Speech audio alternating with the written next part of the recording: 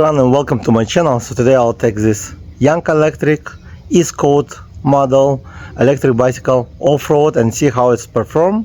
So let's go and see if it can handle all the mountains.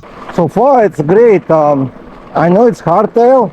The last one was softtail and it's kind of should be different, but so far it's soft riding.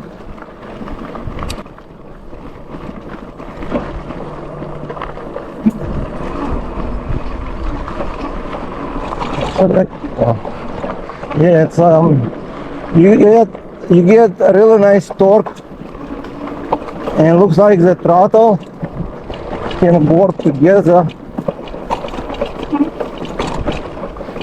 with pedaling assist.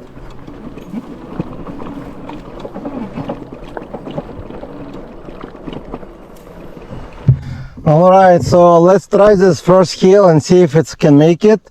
And this is one of the toughest hills because it's on the angle, and the cameras also to record it's kind of tricky, but let's go. I'll use the throttle right now a little bit and see if it can go uphill over here.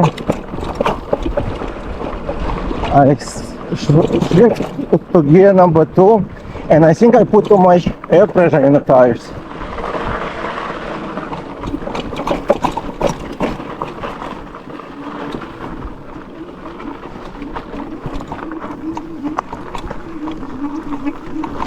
And actually, it made it. I didn't even work hard on it.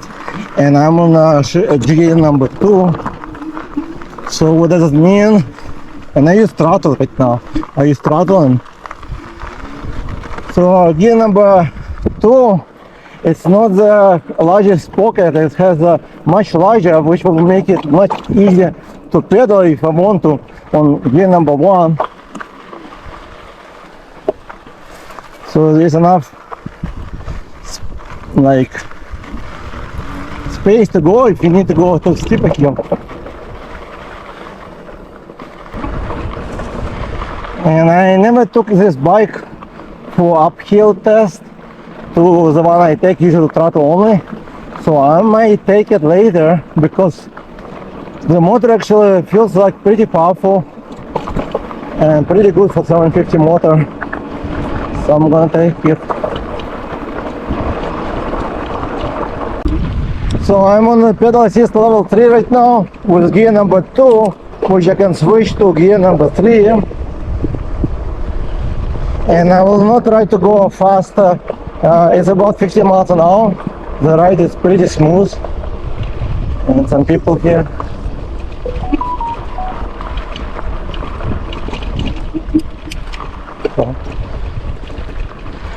And I do need to switch to gear number 1 to go uphill here.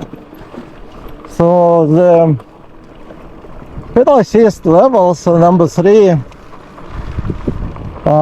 does not give you much support with the pedaling, so you would need to either switch to level 4.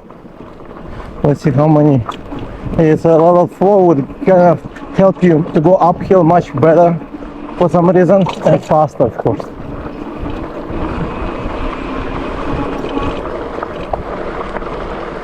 But for me, I think 10 miles an hour is more than enough. So let's see if uphill level 4 will go about on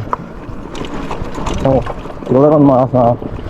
That's a big difference between cadence sensor and torque sensor. Right now I got like 11 miles an hour going uphill, and I don't really pedal hard because this bike got a lot of torque as well. But I'll switch to gear number 1. So gear number 1 makes it spin much faster, of course, but this is the largest pocket, and it can go basically any hill this way. And the shifting works pretty good actually. I like it. I like trigger shifting.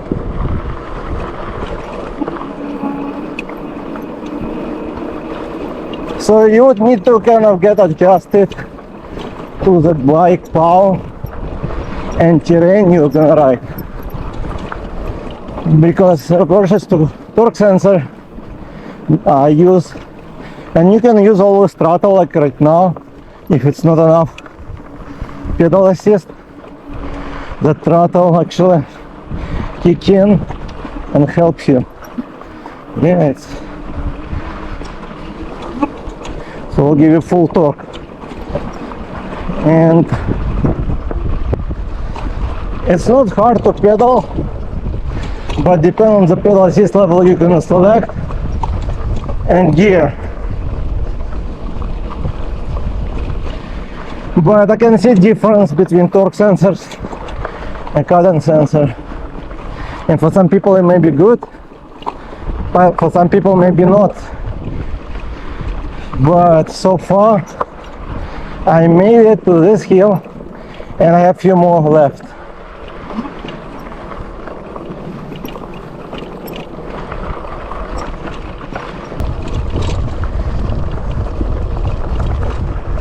But the bike rides really nice and smooth.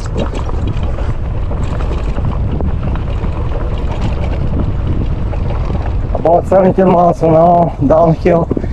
It's a little bit windy over here, very windy.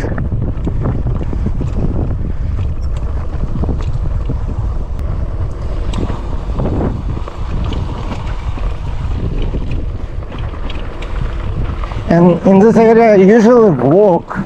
I usually decide to walk over here, and probably that's what I'm gonna do here as well. And let's see if it's walk mode works. So you press the minus sign and it will start to help you to go uphill, which minus sign, and you have to hold it actually. And yep, it works perfect. Now we can go ride it, continue riding.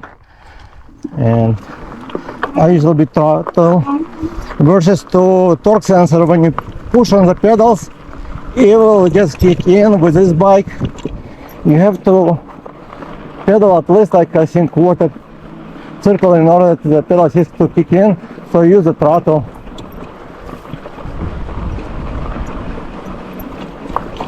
But it's pretty doing good actually for off-road. The fork works good. I know it's different after full suspension, but and also the hard seat. If you're planning to sit on it, you might get suspension seat post and comfortable seat. But the bike feels like solid. I don't feel any like shaking in the bike, nothing loose. So, and I almost made it to the almost last hill over here. This one is gonna be the steepest, short but very steep, and it's over here on the sand, and the sand is doing pretty good over here. So these bikes have no problem to ride on the sand. And I just switched to pedal assist level 3. On pedal assist level 3 is going about 9 miles off-road, because of it takes a lot of power off-road on the tires. And now I'm gonna switch to level 5, and it's kicking pretty good. And let's see if I can make it. Gear number 1. I'm gonna go to the side. Alright, I made it.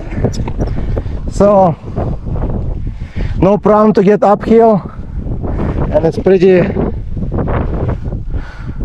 beautiful over here. I didn't really get sweat. It was very quick with this bike. And let's go over here. One more. something's clicking.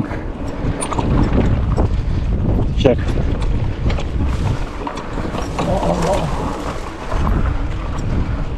Hopefully we'll not get some flood over here. A lot of goat heads. And let's meet it over here as well, which I'm not surprised anymore, because I feel like the motor is pretty powerful. So really 750 motor, I can say that you're getting a good deal on this bike with 2 years warranty. And right over here, this is a place I was going to. Beautiful, peaceful, and kind of quiet. Kind of very competitive to Aventon, I guess. And many people choose brand over other brand because they don't know the difference much. And on this bike, there's a little difference between those two, actually. Only mostly the price, I think. The way it rides, I would say about the same. It comes with hydraulic actually fork, which is a little bit nicer, but you're getting a better price. I believe it's like $1,200. I'm not sure if they're gonna have any sales. It's still already good price for 2 years warranty, USA support. It's class 3 bike. It will be soon to be UL certified as well. The battery, it's 15 amp battery, which is not the largest one.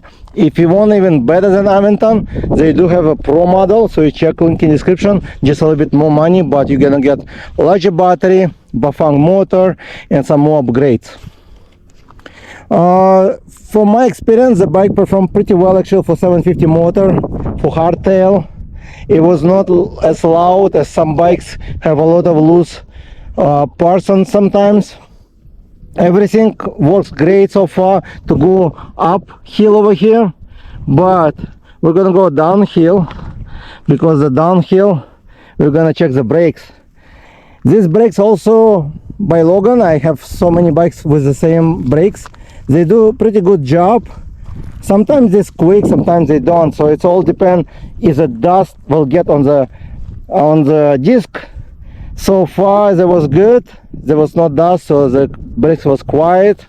The tires, KENDA, is pretty good. Hopefully no flat today or tomorrow. I know they actually not the cheapest, but they are kind of in a good premium bikes usually comes with, better than many other tires. Now let's go back and see how the brakes will work. I think my fork start to squeak. Actually never had this experience before. Feels like fork, not 100% sure, but probably. And it's kind of windy today, but very nice weather, very clear. And as you can see, the sky is so clear, blue, and it's going downhill very easy, even on one brake. And the front one is stopped pretty good actually.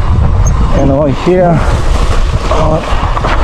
have to go around, but they still kind of, the brakes actually pretty quiet, no squeaking at all, which is good part. And we're gonna go downhill over here.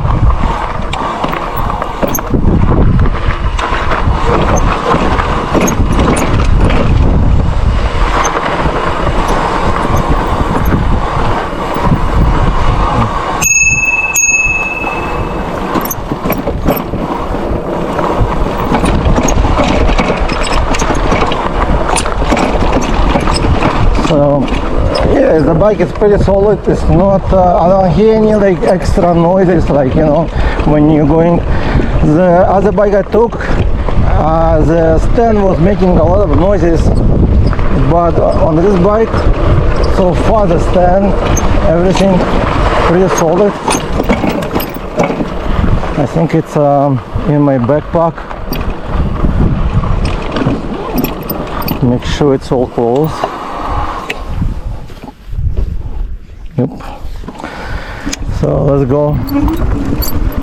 So the braking works pretty good actually. and something's clicking. I'm not sure what exactly. No, it might be fork, maybe some dirt get inside.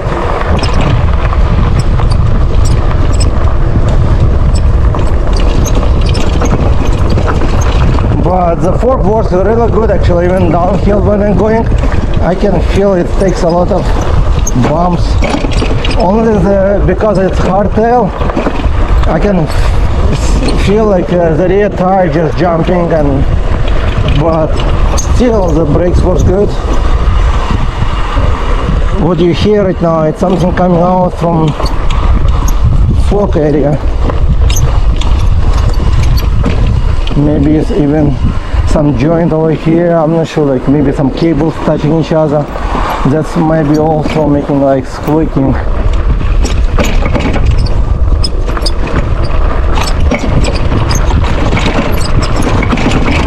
It's something, I'm not sure what it is.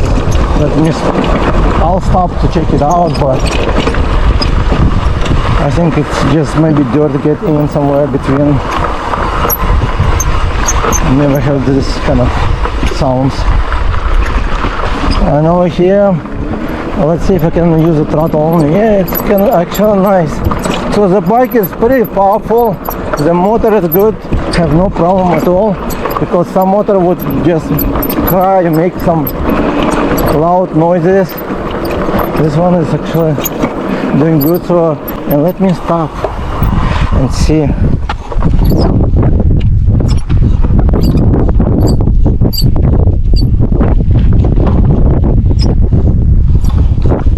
So sounds like from the fork squeaking. Yeah. So some lubrication came out mixed with the dirt, and maybe it creates the sounds.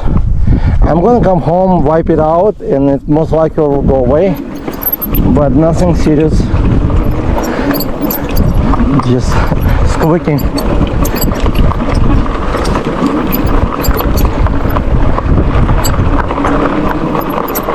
But in general, it's pretty good bike. Also for the price you're gonna pay, it's a solid bike without any like problems so far, other than right now squeaking, which is not really problem. It's mostly to do with dirt get inside, and I don't want to stop to clean it. I'll clean it at home. But the bike is actually pretty powerful. It's accelerate pretty quick on the throttle, up to the top speed with whatever throttle allowed, like I believe at 20 miles. And now I'm going downhill again, but the brakes holding pretty good actually, and can just stop. Yeah, it can stop the wheel easily. So this hydraulic brakes works good on this bike. And that's all we need to know, I guess, for this time. If you have any questions about this bike, feel free to leave a message in comments. And don't forget to hit like, subscribe. So I might make another video about this bike with a hill test. And so far I think this bike is good for this price range, $1,200. And if you need a larger battery, they do have larger battery. You can check link in the description. They have a pro model with better, like with branded motor, and I believe this is more upgrade, and with tail light, I believe. Thank you for watching, and I'll see you in the next video. Bye.